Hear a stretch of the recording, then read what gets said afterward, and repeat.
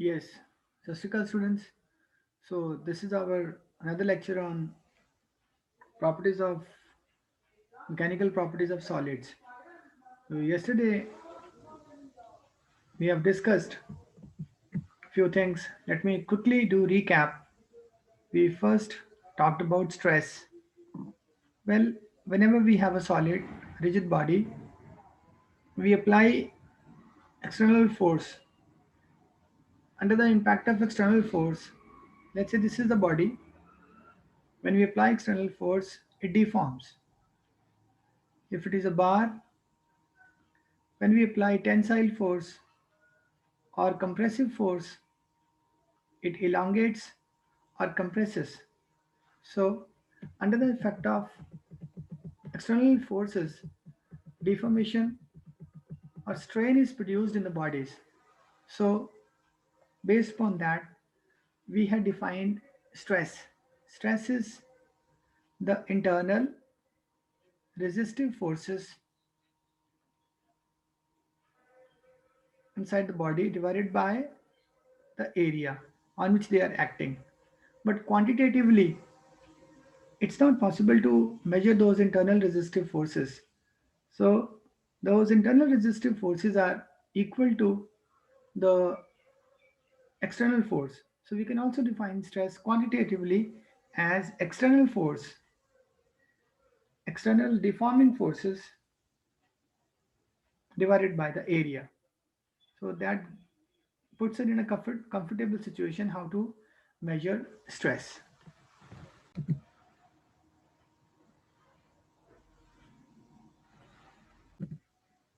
Yes, students.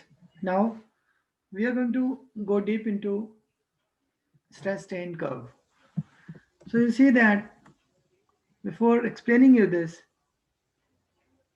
I would introduce you to universal testing machine.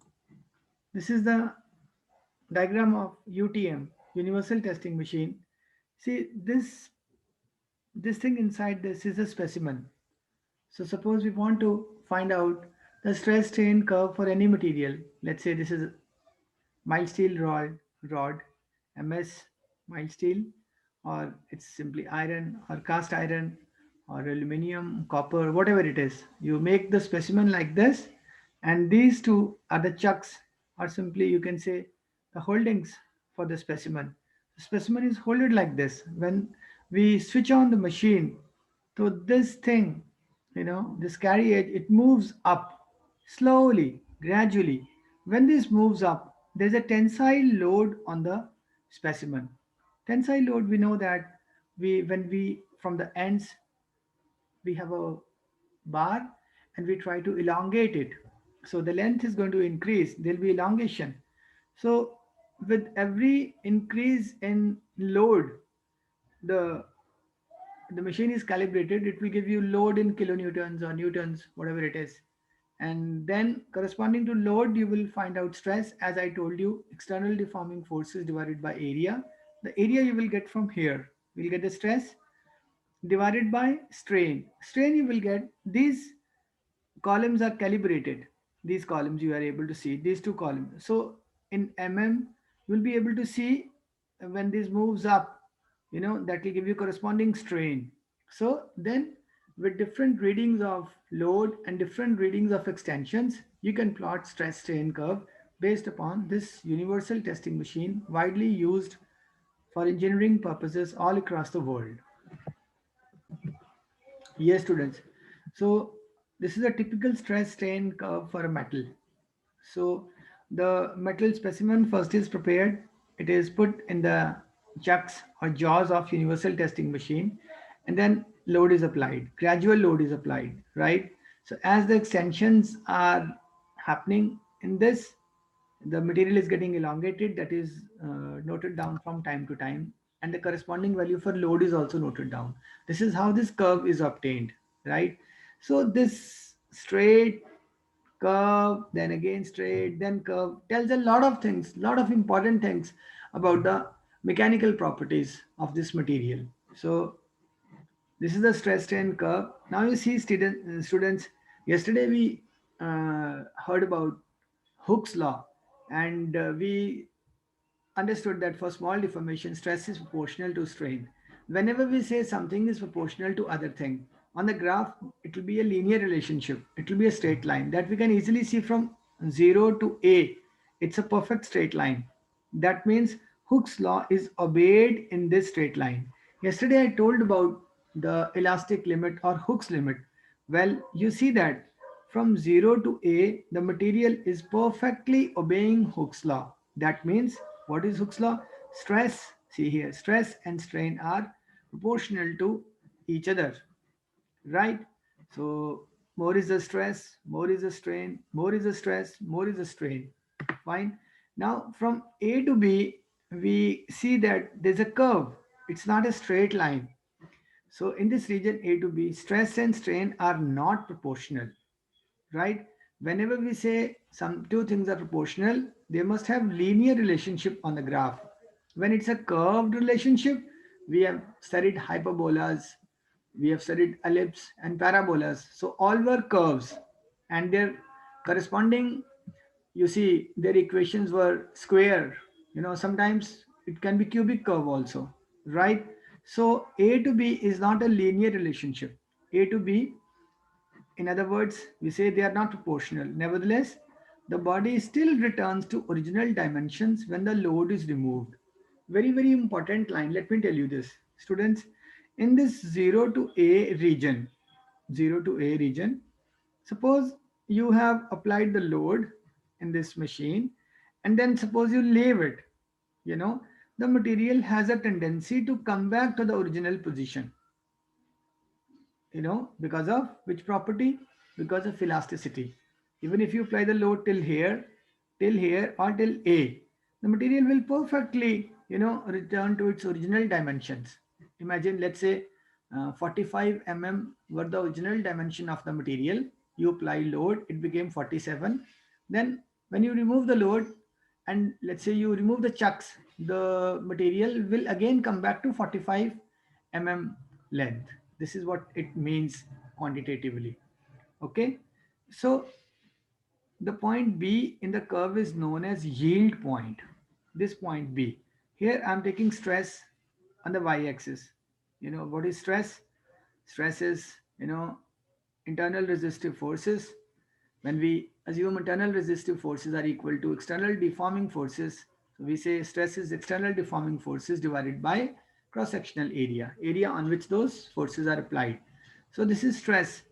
So B point, B point is yield point, or we can say elastic limit. So you might say that no, the body was having linear relationship from 0 to A. That should be elastic limit. No, even till B it's elastic limit. That means after A, even if we applied still more load corresponding to this much, you know though it's not linear relationship, but even if we apply the load till B, the material has a property, specimen has a property, has a tendency to come back to the original original shape and dimensions. So point B, we say, of the curve is yield point or elastic limit, not till A, till B. Okay, and the corresponding stress is known as yield strength of the material. So that means when we see corresponding to point B, we note down how much was the load applied, and that load applied divided by the cross-sectional area would give us the stress, and that stress here would be the yield point. Very important, yield point of the material. Am I right? Now let's go further. You see, one second. Now we keep applying the load further. You see the machine is on. This carrier move keeps going up slowly, steadily, applying more and more tensile load on the body. So load is further increased. The stress developed exceeds the yield strength. What is yield strength? The this sigma y is the yield strength. Y for yield. Yield strength. Okay, load is further increased, stress developed exceeds the yield strength, and the strain increases rapidly. Now from B to C, you see the B to C, if you see, the vertical distance between B and C is very less, whereas the vertical distance between A and B is quite more. What does that mean? Well, that means in B to C, even if you apply slight load, there is big more strain produced. It's not the case from A to B. So see that the line B to C is almost horizontal. What does that mean?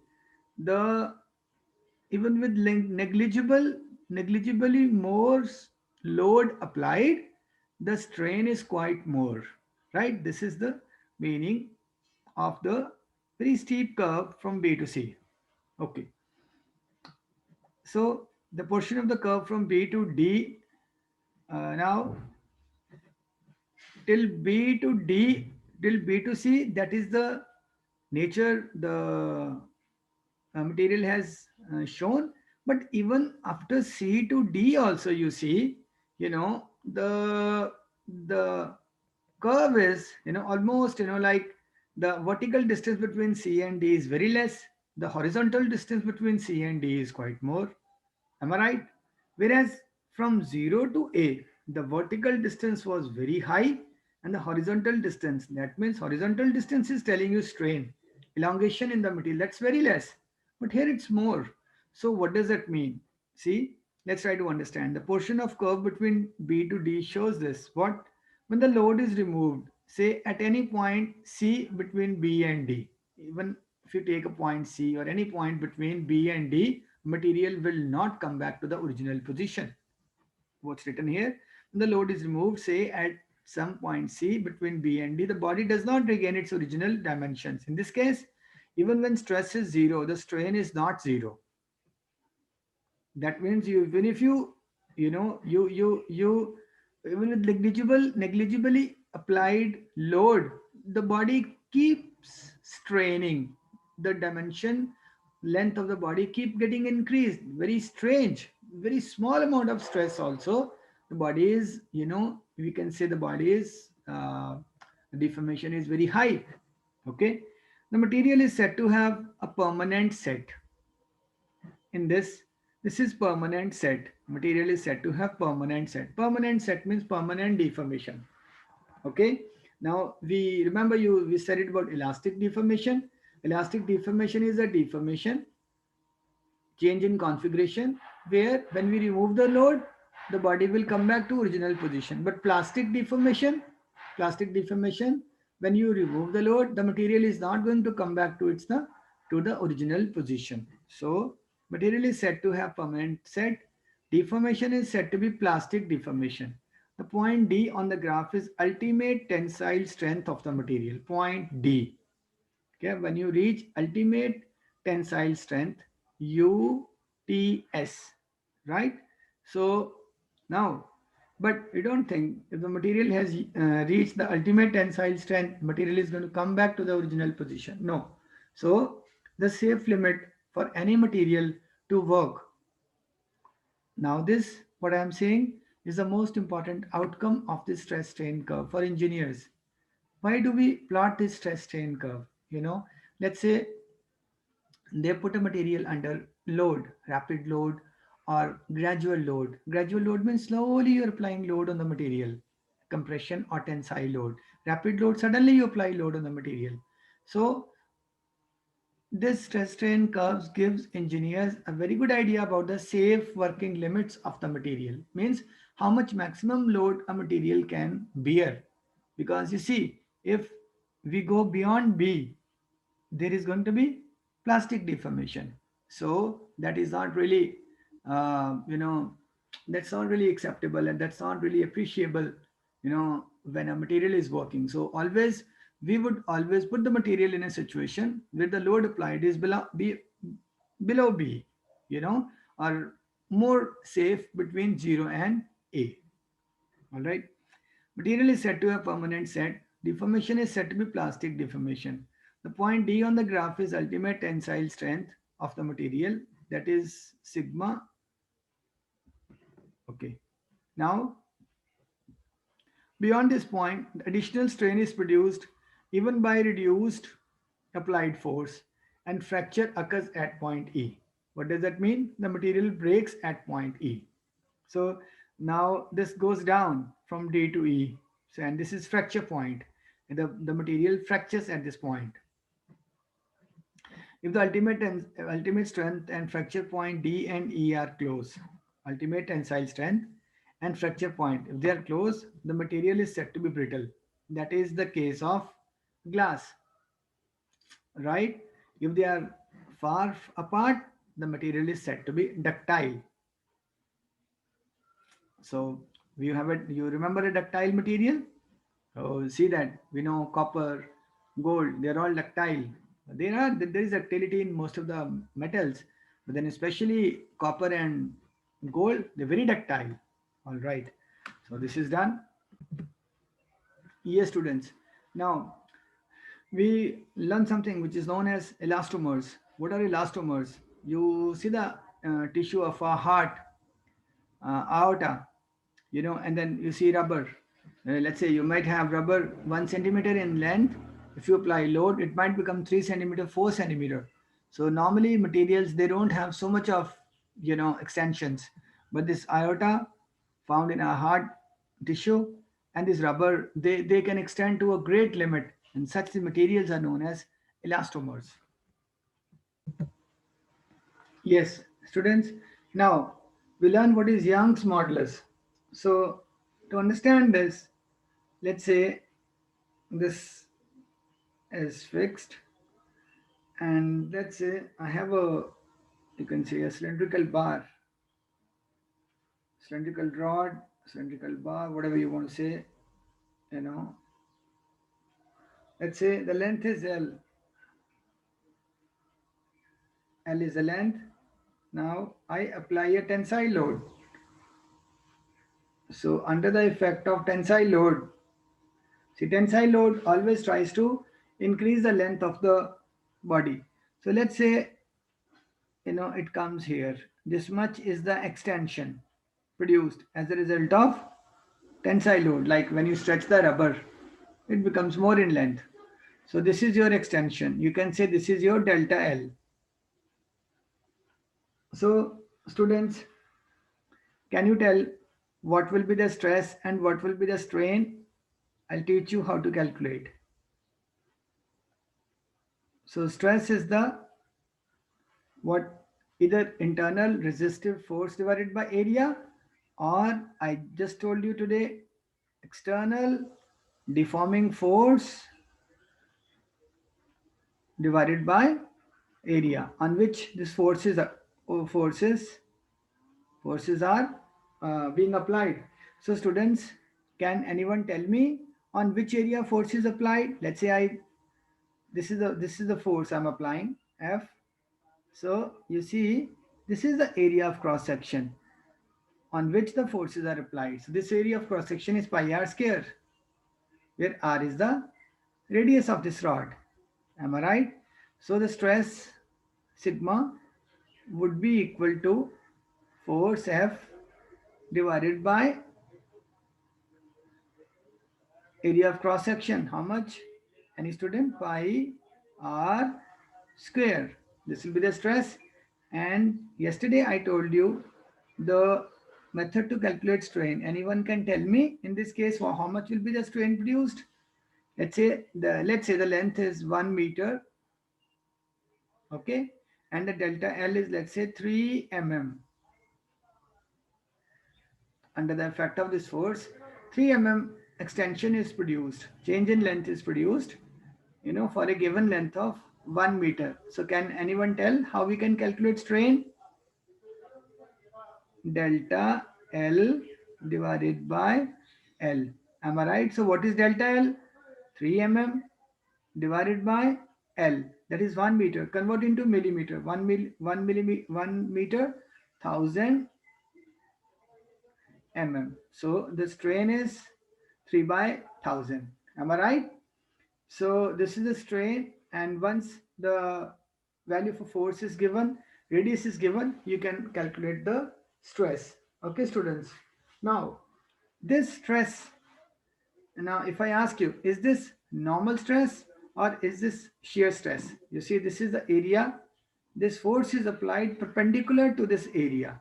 So the stresses involved here are normal stresses. I had once mentioned that most of the tensile load and compressive load produce normal stresses, means tensile stress or compressive stress. So this normal stress divided by, now the strain produced, is it shear strain or longitudinal strain? See, the shear strain is always produced, if you remember, when this is a body, the lower surface is fixed, I apply a force here and the body becomes like this. So if this is the delta L, then this delta L divided by L is the shear strain, but that is not the case here. So this is longitudinal strain. So normal stress divided by longitudinal strain, students, is known as Young's modulus. Very important. So we can find out Young's modulus here. Am I right? Young's modulus of some material are given.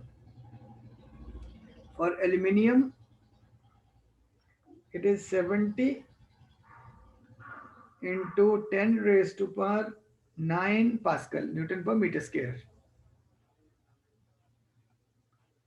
Like that, if you see copper, it's still higher, 110. Iron, it's still higher, 190. For steel, it's still higher, it's 200.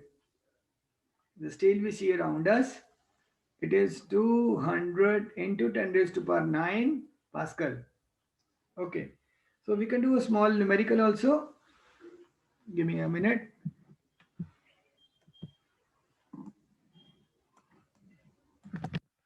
Yes. This is steel wire of length 4 meter. This is the steel wire. Try to participate, students. Even if you speak wrong, it doesn't matter. This wire length is 4 meter. Diameter is 5 mm. This diameter is 5 mm. Is stretched by 5 kilogram weight. Is stretched. That means which force? Is it compressive force or tensile force? Yes, students, it is a tensile force. 5 kilogram weight force is being applied. Obviously, there will be stretching. Find the increase in its length. So, he is asking delta L. Young's modulus of steel wire is given 2.4 into 10 raised to power 12 dyne. In CGS system, everything is given per centimeter square. Let me repeat again. This is a wire, cylindrical wire, 4 meter length, right? 5 mm is the diameter. Young's modulus is 2.5, 2.4 10 raised to power 12 dyne per centimeter square. We know Young's modulus is normal stress divided by longitudinal strain. This is exactly the case. The stresses are normal stress and the strain is longitudinal. Okay, so Young's modulus is given and the force applied is 5 kilogram weight. So find out the delta L. So how we can do it, students? It's simple. Wait a second. So this is the thing. Yeah. So first you convert 5 kilogram weight. Yes, students, anyone can tell me 5 kilogram weight would be equal to how many gram weight? Would be equal to 5,000 gram weight.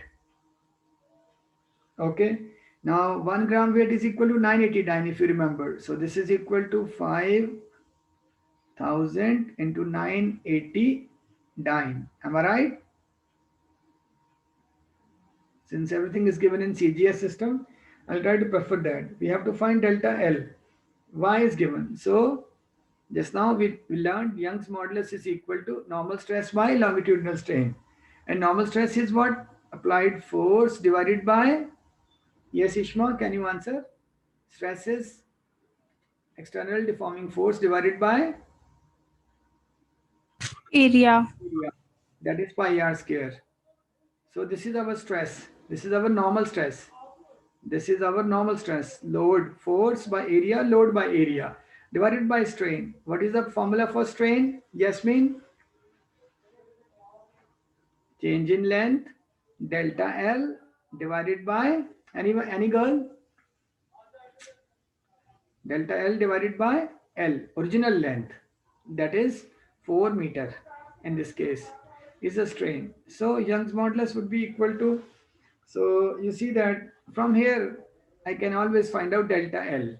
So I can say write delta L by L. See, this thing is getting divided. I take it on the other side is equal to force by area, am I right? Into 1 by y. So delta L would be equal to what? See, cut from here, multiply by length. Am I right? So I'll put all the values. So delta L will be F is 5,000 into 989. Now, how much will be the area of cross section, Ishma? This is the area of cross section, small area of cross section on which a perpendicular load is being applied, right? So it will be pi r square. Calculate the area multiplied by 1 by y into L will give you 0.0041 centimeter. Please do the calculation. I wish you all the best, students. Catch you tomorrow with yet another lecture. All the best. Don't forget to revise your lecture.